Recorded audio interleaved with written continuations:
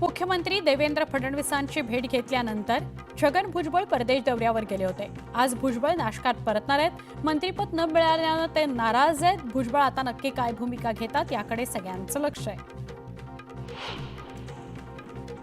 आज राज्य मंत्रिमंडळ बैठकीचं आयोजन करण्यात आलंय। या बैठकीत 48 तासांपासून गायब असलेले मंत्री धनंजय मुंडे उपस्थित राहतात का याकडे सगळ्यांचं लक्ष आहे। बीडमधील हत्या प्रकरणी कराडनं आत्मसमर्पण केल्यानंतर धनंजय मुंडे कुठेच दिसले नव्हते। ते आज बैठकीत तरी येतात का याकडे सगळ्यांच्या नजर आहेत। नितेश राणेंनी राहुल गांधींसह प्रियंका गांधींवर टीका करताना केरळ राज्याची तुलना पाकिस्तानशी केली। या प्रकरणी त्यांच्यावर गुन्हा दाखल करण्यात यावा अशी मागणी युवक काँग्रेसचे प्रदेश सरचिटणीस रोहन सुरवसे पाटील यांनी केली आहे। संतोष देशमुख हत्या प्रकरणातील तपासाला वेग आलाय। तपासासाठी एसआयटीची स्थापना करण्यात आली आहे। आयपीएस बसवराज तेली यांच्या नेतृत्वात 10 जणांची टीम या प्रकरणाचा सखोल तपास करणार आहे। देशभरातील औष्णिक वीज प्रकल्पांमध्ये डिसल्फरायझेशन युनिट बसवण्याची सक्ती यावर्षी अंमलात आणण्याचे निर्देश केंद्रीय पर्यावरण खात्याने दिले आहेत। त्यामुळे प्रति युनिट 35 ते 40 पैसे वीज दरवाढीची भीती आहे। राज्य सरकारनं नवीन वर्षाच्या सुरुवातीलाच एसटी प्रवाशांना भाडेवाढीचा झटका देण्याची तयारी सुरू केली आहे। एसटीच्या तिकिटात 15% भाडेवाढीचा प्रस्ताव ठेवण्यात आलाय, तर महिलांना मात्र 50% सवलत कायम आहे। केंद्र सरकारनं खाद्यतेलाच्या आयात शुल्कात गेल्या वर्षी 16 सप्टेंबरला 5% आकारल्या जाणाऱ्या आयात शुल्कात 20% वाढ केली होती। त्यामुळे आयात शुल्कात 25% वाढ झाली आहे, तर पामतेलाच्या आयातीत 10% घट झाल्यानं त्याचा फटका खाद्यतेलाच्या किमतीला बसलाय। त्यामुळे खाद्यतेलाचे दर 30% महागले। मुंबईत कोणत्याही ठिकाणी आगीची दुर्घटना जर घडली तर वेगानं तिथं पोहोचता यावं याकरता आता कोस्टल रोडवर 2 अद्ययावत सुविधा असलेली फायर स्टेशन्स उभारली जात आहेत। शिवाय अपघात टाळण्याकरता 70 ठिकाणी स्पीड कॅमेरेही बसवण्यात येणार आहेत। नवी मुंबईतील पार्किंगचा प्रश्न नवीन वर्षात सोडवला जाणार आहे। पालिकेनं पार्किंग धोरणाचा आराखडा तयार करणाऱ्या कंपनीची येत्या आठवड्यात नियुक्ती करावी आणि वर्क ऑर्डर देण्यात येईल अशी माहिती शहर अभियंत्यांनी दिली आहे। पुणे विभागातील पुणे लोणावळा मार्गातील कामशेत तळेगाव दरम्यान पुलाच्या कामानिमित्त रविवारी विशेष पॉवर ब्लॉक घेण्यात येणार आहे। हा पॉवर ब्लॉक सकाळी 11 ते दुपारी 3 वाजून 35 मिनिटांपर्यंत असेल। शिवडी न्हावा शेवा अटल सेतूवरून गेल्या वर्षात अपेक्षेपेक्षा 42% कमी वाहतूक झाली। दररोज सरासरी 39,000 22,000 वाहनांनी या सेतूचा वापर केला। पथकर माफीचा फटका या पुलावरून होणाऱ्या वाहतुकीला बसला असल्याची चर्चा आहे। मुंबई शहरात मच्छर वाढलेत, म्हणजेच डास वाढलेत आणि मुंबईकर विशेषतः झोपडपट्टी आणि गलिच्छ वस्तीतील नागरिक त्यामुळे त्रस्त आहेत। त्यामुळे पालिकेच्या कीटकनाशक विभागानं डास नियंत्रणात आणण्याकरता धूम्र फवारणीसह कीटकनाशक फवारणी प्रभावीपणे करण्याकरता खासगी संस्थांमार्फत कामगारांची नियुक्ती करण्याचा निर्णय घेतलेला आहे। गेल्या वर्षी 31 मार्चपर्यंत थकीत वीज बिलामुळे कायमस्वरूपी वीज पुरवठा खंडित झालेल्या ग्राहकांसाठी 9 सप्टेंबरपासून महावितरणकडून अभय योजना सुरू करण्यात आली आहे। या योजनेला 31 डिसेंबरपर्यंत मुदतवाढ देण्यात आली होती, मात्र प्रतिसाद पाहता आता ती 31 मार्चपर्यंत सुरू ठेवण्याचा निर्णय घेण्यात आलेला आहे। कल्याण, डोंबिवली, टिटवाळा या शहरांना पाणी पुरवठा करणाऱ्या जलशुद्धीकरण केंद्राच्या देखभाल दुरुस्तीचं काम हाती घेण्यात आलंय। त्यामुळे आज सकाळी 6 वाजल्यापासून रात्री 12 वाजेपर्यंत 18 तासांकरता पाणी पुरवठा बंद राहणार आहे। एअर इंडियाच्या काही देशांतर्गत उड्डाणांमध्ये आता वायफाय सुविधा विनामूल्य मिळणार आहे। त्यामुळे मोबाईल इंटरनेट सुरू ठेवता येईल। त्यामुळे प्रवाशांना दिलासाच मिळालेला आहे।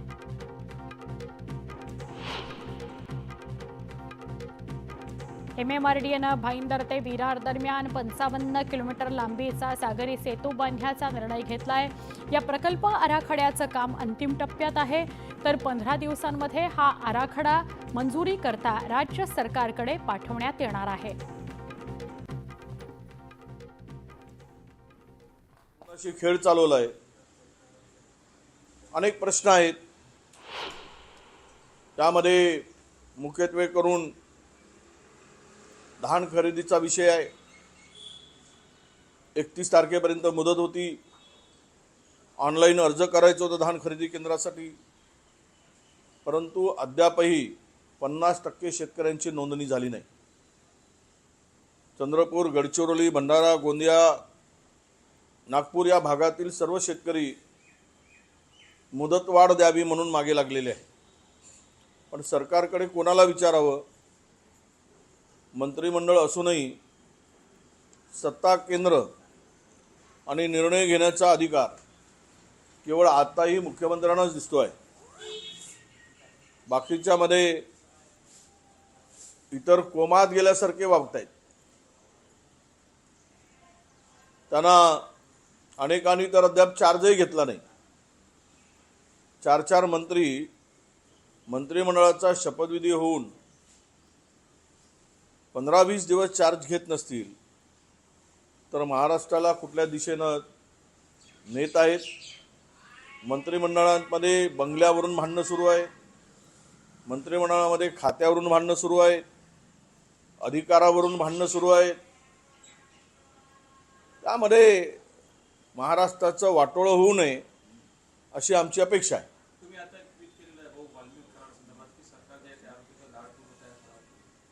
मला तर त्याच्या पलीकडे मी ते ट्विट केलंच, कारण काल आपण पाहिलंय पोलीस स्टेशनमध्ये बेड आणि घेऊन गेले। यापूर्वी असं कधी पोलीस स्टेशनमध्ये बेड नेताना, कॉट नेताना ते म्हणतात की पोलिसासाठी होतं। पोलिसांनी कधी त्या पोलीस स्टेशनमध्ये काटवर झोपल्याची माहिती नाही। ते कोणाचे लाड आहेत? ते वाल्मिकराचे लाड पुरवण्यासाठी, त्याला बेडवर झोपवण्यासाठी पोलीस कस्टडीत असताना ते नेले काय, यावर चौकशी झाली पाहिजे। मला तर पुन्हा काल जी माहिती मिळाली ती माहिती अधिकची अशी आहे की मोठ्या आकाला वाचवण्यासाठी या लहान आकाचा एन्काउंटरही होऊ शकतो। म्हणून पोलिसांना विनंती आहे की मोठ्या आकांना वाचवण्यासाठी याचा एन्काउंटर करू नका बाबा। हा बिचारा म्हणणार नाही, पण त्या मोठ्या आकापर्यंत जाण्यासाठी जर याचा वापर आहे तर तो पुरावा नष्ट होण्याची शक्यता सुद्धा मला काल एका अत्यंत विश्वसनीय माहिती जवळच्या एका उच्चपदस्थ अधिकाऱ्यांनी दिली। यावरून काहीही होऊ शकतं अशी शक्यता त्या संदर्भात प्रकरणामध्ये आहे। राजन साळवी माजी आमदार भाजपाच्या वाटेवर आहे। आता असं आहे, काही लोकांना सत्ता फार जवळची वाटते, सत्तेशिवाय जगू शकत नाही, सत्तेसाठी जन्माला आले असं कोणाच्या डोक्यात असतं। कसं आहे की लढण्याची प्रवृत्ती नष्ट झाली की माणूस सत्तेच्या मार्गाने जातो। ती लढण्याची प्रवृत्ती राजन साळवीची कमी झाली असावी म्हणून तो पळापळ करतो आहे। त्यावर काही फार मोठा आहे की तो माजी आमदार आहेत, चालत असते।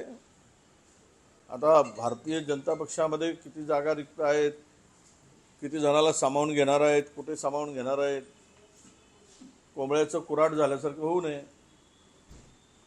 जास्त कोंबड्या झाले की कुऱ्हाडात घालतात, यांना घालू नये म्हणजे झालं। पालकमंत्र्यांचा तिढा अजूनही कायम असताना नागपूरचे पालकमंत्री चंद्रशेखर बावनकुळे होतील असं वक्तव्य केंद्रीय मंत्री नितीन गडकरी यांनी काल एका कार्यक्रमात दरम्यान केलेलं आहे। नाही आहेच ना, पालकमंत्र्यांचाही तिढा कायम असेल। बावनकुळेजी तर नागपूरचे आहेत, ज्यांच्या जिल्ह्यात त्यांनी ते पालकमंत्री पद घेतलं आहे, त्यामुळे त्यावर काही बोलण्याची गरज नाही। पण लवकर करा जे काही करायचं आहे। 26 जानेवारीपर्यंत होईल, कशाला 26 जानेवारी? आता म्हणजे झेंडा फडकवण्यापुरतीच पालकमंत्री काय की तो जिल्ह्यामध्ये अनेक प्रश्न आहेत। 6 महिन्यापासून त्या जिल्ह्याचे वाली कोणी नाही, त्यामुळे लवकरात लवकर केलं पाहिजे। नाहीतर मुख्यमंत्र्यांनीच 26 जानेवारीचे सर्व महाराष्ट्रातील झेंडे फडकवावे। नाव लिहून टाकावं, लाईनीमध्ये 26 जिल्ह्यांचे झेंडे उभारावेत मंत्रालयाच्या पुढे आणि 2-2 मिनिटामध्ये एक झेंडा फडकून टाकावं.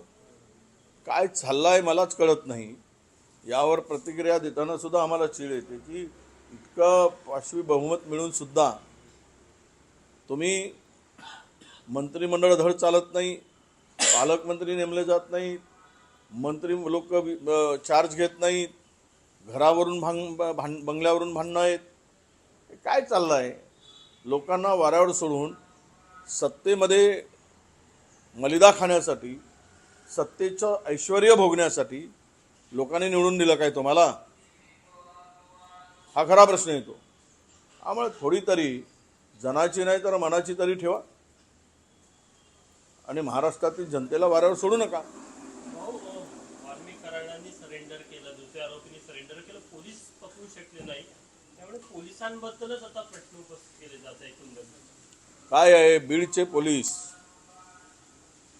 खरं तर अनेक पोलीस अधीक्षकांचा जो अनुभव आहे, अनेक जिल्हाधिकाऱ्यांचा अनुभव जो आहे, तिथे नेहमी मर्जीतला माणूस, आत्ता मला माहीत नाही नवीन जो नवनीत नावाचे SP गेलेत, पण यापूर्वीचा इतिहास असा आहे की कराडलाच बॉस मानून, बाप मानून त्या ठिकाणी पोलीस वागत होते आणि आजही पोलिसांच्या भूमिकेवर